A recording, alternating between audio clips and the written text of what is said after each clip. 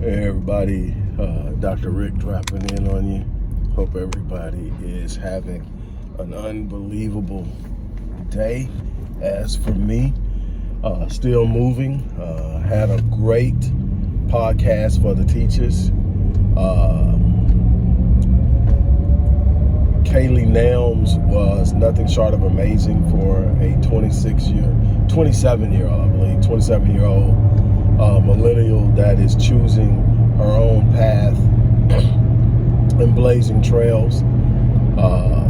It was exciting. If you haven't seen it, I suggest you take a look at it. It's going to be on the Black Voice channel. It's going to be on Amazon Music. It's going to be on Spotify. So definitely check it out. I am often questioned doing interviews, or, I get calls a lot from people who I've worked with in the past, people who are aware of what I do, people who have read my books, and a number of I get a lot of emails and calls. And no matter what the question is concerning the Black community, it boils down to, what do you think the problem is? And the question itself speaks to a consensus problem. And that problem is the idea that there's one thing that has proven cataclysmic to the Black race. Now, if we want to pick one thing that was cataclysmic, we say slavery. But we can also say Reconstruction was extremely damaging. Jim Crow segregation was extremely brutal. We can say redlining crippled us. We can talk about mass incarceration. We can talk about urban renewal, benign neglect, gentrification. We can talk about a bunch of different things that Blacks have experienced and still are experiencing at a significant level, despite what we're being told. And so, how do we approach something where there are so many different complex mechanisms at play that negatively impact you? Well, you start from inside. In order to have a reasonable chance at overcoming a system that's so organized in its movement against you, you can't have a bunch of internal problems going on. You can't have a bunch of internal weaknesses. Our greatest problem right now isn't white supremacy. It's an identity crisis within the Black community that leads to things like hyper-violence, intimate partner violence, incest, childhood molestation, adverse childhood experiences at an abnormally high rate. All of these things lead to long-term negative implications and ramifications that we could get into hours of discussing. I've written about it in numerous books. I have lectured on it. I have had interviews on it. Everything from epigenetics to social learning theory to disproportionality in special education and so much more. But at the cusp of it is the unaddressed issue of the enemy within. I talked about that a little bit earlier today. We are trained to complain, but we do not have the natural inclination or desire or fortitude to be actively engaged in problem solving. It was Dr. Amos Wilson that said that true education empowers an individual to solve their own problems. Well, we must know from our current situation that we haven't been properly educated. I've written on that as well. More than one book, Academic Apartheid and the Miseducation of Black Youth in America. I have in depth discussed how we're failing to holistically educate our kids, where Dr. Wilson talked about education being the preparation of a person to effectively solve their problems. I have sort of expanded on that in my definition of education as I write and as I'm addressing it, so that there's a clear understanding and a universal understanding of what education is and what we're talking about. My definition has been to effectively and holistically prepare and empower children to become adults who can go out into a world that is inherently hostile towards them and not only compete but win. That doesn't start with the attainment of academic skills. That starts with an understanding and a knowledge of self. That's where we've number one lost, is we lack the knowledge of self. We are in a existential and perpetual identity crisis. We'll study searching for who we are, and unfortunately, we're looking for the answers in all the wrong places. We're asking those who benefit from our degradation and our oppression to define us. Well, that's not going to turn out well. We're asking for a sense of self from a degraded society, a society that in itself is morally corrupt, and we're expecting to produce morally superior results. We have to understand that it's our responsibility to holistically prepare our children, to prepare them to go out into this world, to prepare them to be able to take on the challenges that they are inevitably going to face. We are doing a poor job of it. It is evidenced in the high criminal element. It is evidenced in the high dropout rate, the high incarceration rate, the high single-parent household rate. We have lost a sense of identity. We have scorned and spurned the idea of the family, nucleus, and marriage. We are pursuing individualized ideas of what's acceptable, so that because it suits our individual fancy, there's no social or collective responsibility. Everybody's looking out for what they want and don't realize how negatively that's impacted us. We live in a system that operates from racial enclaves.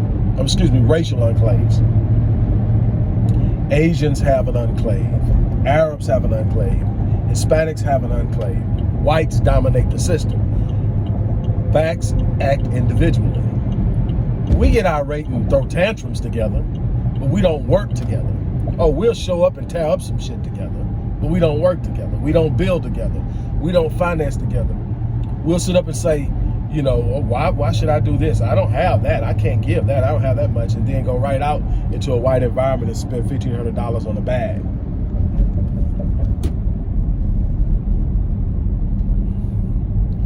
Wow, it's always something on this freeway. I'm going to go ahead and go this way.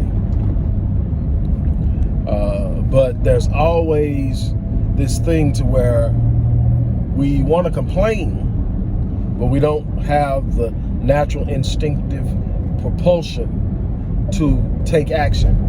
We're uncomfortable, but we aren't uncomfortable enough to do anything about the discomfort. Dr. Michael Blanchard asked me a question about 8 years ago. His question was, Doc, what do you think one of the biggest problems we have as a people? And I said that we're the most uncomfortable people that I've ever seen. You let us tell it, everything's wrong. We are horribly treated, we're mishandled, we suffer from discrimination, we're maltreated in every way that you can possibly imagine, but we're doing absolutely nothing about it.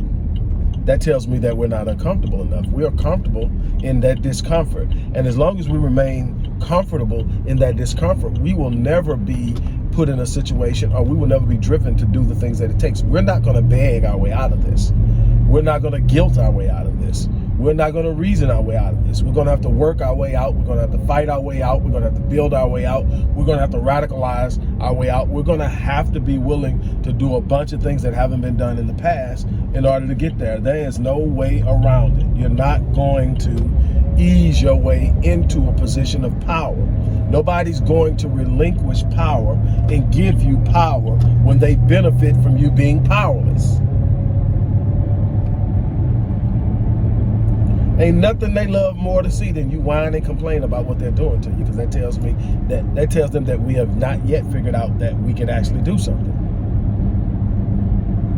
I tell people all the time, you don't realize what voting is. Why are they so worried about a group that only makes up 13-point-something% of the population voting? Even though we vote 90% Democrat, which still blows my mind, being that they've never given us anything. But Why are they concerned about it? Because even that 90% of 13% doesn't represent a large enough number to move anything on a national level. We have to first of all understand that. So why are they concerned? Because voting at its core, over centuries, long before the United States was a country, voting in democratic republics is what it is. It's not a democracy, it's a republic. But voting in a republic tells the people who are actually controlling the government and the system that the people still believe in the system. As long as you're voting, you believe that the system will work for you. You believe that voting is going to do something. As long as you believe in the system, I can keep doing what I'm doing. It's when people stop voting, it's when people stop participating, it's when people start doing things differently that they get concerned and they realize that something needs to be done and something needs to be done differently. Because when people stop believing in the system, revolution soon follows. And so they want you to sit up and whine and complain. They want you to ask them to fix it, because as long as you're whining and complaining and you're asking them to fix it, you haven't realized that you can fix it yourself. That's where we're at. That's what we're going to have to do. Stop sitting up talking about what's wrong. Find people who are doing something about what's wrong and get behind them. Maybe you don't have the expertise. Maybe you don't have the time. Maybe you don't have the stomach for it or the desire to get out there and do it. Find people who do and get behind them. There are far too many programs like ours that have massive impact. I'm looking at it, and I'm starting to see a couple of them take off, like the Cave of Adullam with Jason Wilson. Unbelievable program working with young black boys and healing families. I love it. It's awesome. I think Larry Fishburne has actually just done a documentary on it. Jason Wilson is that dude as far as I'm concerned. But so his program is finally picking up and taking off and going national and hopefully global because it's awesome. But there's so many other programs of people out there who are putting in the work that they're not getting the support of the very communities that they're assisting. They're not getting support of the people who look at them and say, hey, I believe in what you're doing. The way that you can prove to people right now, and I'm just being straightforward and honest with you, that you believe in what they're doing is by backing them. As much as I love a like and a share, I would much rather have $1 than a like and a share. Now, the like and the share puts me in front of other people, and hopefully they're like-minded and hopefully get on board. But I'm not really moved a lot by compliments. When you tell me, what you think about whatever it is I'm doing, I appreciate it. I'm grateful that you feel that way. But I would much rather you sit up and say, I believe in what you're doing. This is what I'm gonna do over the next year. I believe in what you're doing. This is where I'm going to anchor. And it doesn't have to be my program. Find a program that you believe in, and you can see how over time that program will change the trajectory of lives for young black youth, because that's the future. You can't keep saying the children are the future and you're doing nothing to pave a path for them to be successful. You can't keep thinking that the path that's paved is working. We have the highest percentage of black males in prison, when black males only make up roughly 6% of the total population of the country, but we make up 40% of the prisons. We need to ask ourselves, why is that happening? Why are black boys being disproportionately referred to special education? And how is that negatively impacting them? I've written on that. Those are the things that we should be out there doing something about. With Black Man Lead, it starts with a rite of passage initiative, but it's so much more. We provide resources for mental health. We provide skills training. We provide situations, even when young black males are in situations in their relationships with their female counterparts, boyfriends, wives, and they're struggling and they're trying to come to grips with it. We provide the support. There needs to be a place that they can go, they can talk, because the pressure is real. Everybody want to pretend that everybody's on their game. Well, I do the research, I know the numbers. Everybody that's supposed to be doing all the stuff that they say they're doing, not happening, because I know the numbers. I know how hard it is out there for a black male and a black family and what's going on. And I know that we need to be unified. We need to be together. So this is my challenge. get a program and get behind it. I would love to have you behind me, but if you don't believe in what I'm doing, or you don't feel, hey, that's what I want to be about, find somebody else. Find something you can support. But if you're not supporting something, you're a part of the problem. That's the truth, and that's the reality. You can't sit up and complain about something that you're not willing to be a solution in the problem. Because the truth of the matter is, anything you don't like about this life, you can change. The question is, how far are you willing to go to change? What are you willing to do to change? And to this point, we're not willing to do a great deal. We're not willing to really invest ourselves and go the difference. That's the problem. Well, look, I've been on here long enough. I'm going to get off of here, go take care of some family business, and hopefully I'll check in with you guys later. But definitely show some love and support what we're doing. Also, if you haven't checked out today's episode of The Teachers, definitely go get that. Definitely go get it. On that note, I'm out of here.